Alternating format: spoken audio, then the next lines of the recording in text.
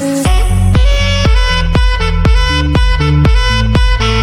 there, my name is Jonathan, and today I'm going to show you how to leverage Pinterest to drive free traffic to your Shopify store or your e-commerce store. Let's take a look.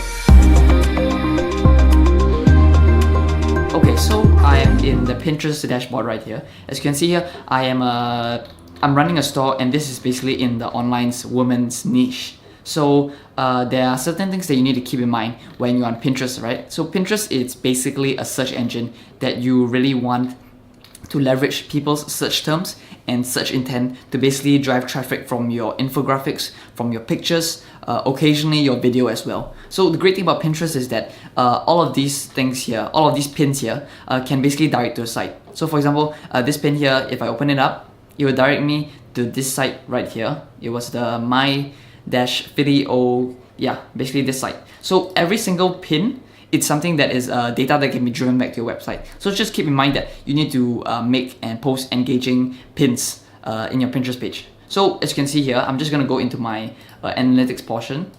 And so I only started this store about a month ago. But the thing is, I am driving traffic to my website and for free. So these are the stats. The general overall stats, as you can see, and this is really just over a month's worth, and I wasn't really active on Pinterest as well. The great thing about Pinterest is that if you post something, the post is just there for 3 to 7 months, as opposed to Instagram, where it's only a few minutes where it gets its reach. Pinterest basically allows the post to be recycled into other people's feed. So even though like 3 to 7 months down the road, you may have posted it, someone would still be able to see that in their feed. So I think that's very, very important as well, because you really want to move away from spending money on advertising, right? You want to collect your pixel data first, and then you want to retarget everybody that you have basically reached. So basically Pinterest is very, very powerful, and in the sense that I only added these pins, I only added these photos into my page, and that's kind of the only downside to Pinterest, where it's at first it's very labor intensive. So as you quickly build up your audience, it'll be much easier.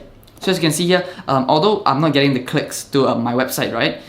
That's because my search terms here that are already optimized for my keywords. I'm going to show you at the end of the video how to find basically how to find terms that are really high search volume, such that you are able to also get more clicks as well. So these are basically products that are suited for winter, right? So I put them into my Pinterest profile basically 2 to 3 months before the peak season comes. So when peak season comes, Pinterest already knows that my keywords are in the database, and basically people are really searching for them. So they will generate much more clicks and much more saves in the future. So in the process, I'm just going to be consistent with posting, and I'm just going to let the impressions run.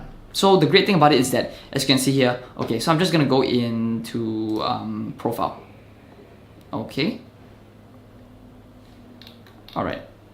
So as you can see here, my daily impressions for this period, I was not even active at all, but I was still getting a healthy amount of free traffic and free impressions, and basically think of it as a PP ad on Facebook. It's just getting your reach out to as many people as possible. So even though I'm not getting any clicks or whatever, I'm still able to target these people, retarget these people using my Pinterest pixel in the future, and that is incredibly significant data that I can use at basically free cost. Okay, so I'm gonna go into people you reach.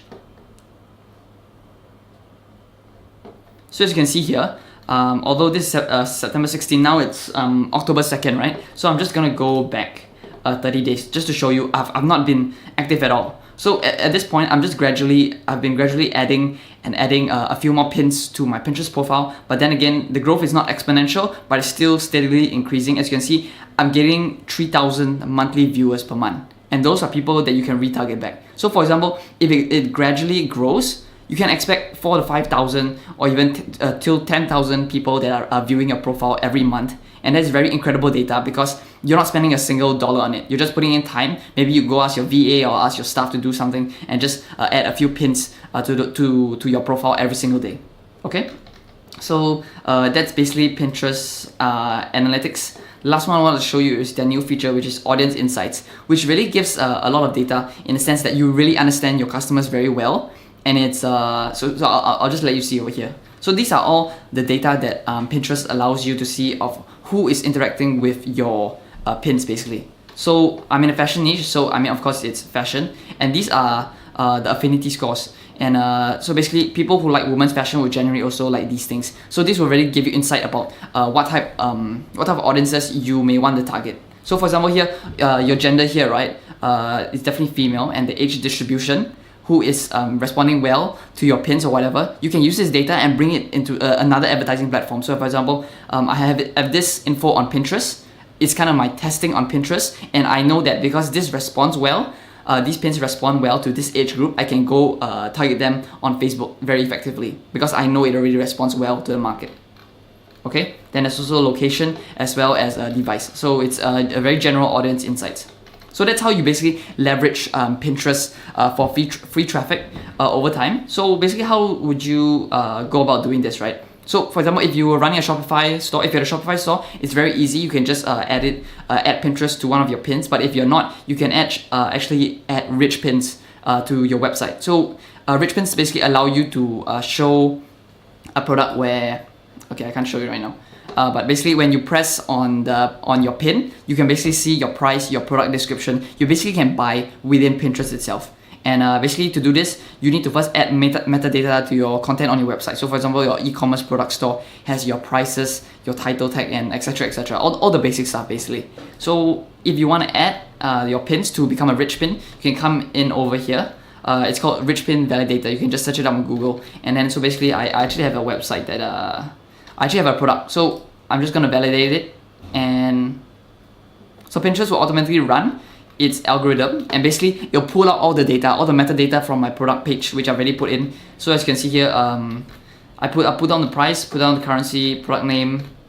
Yeah. So basically, all of the information here will be addressed and will be shown to whoever is seeing that pin in Pinterest.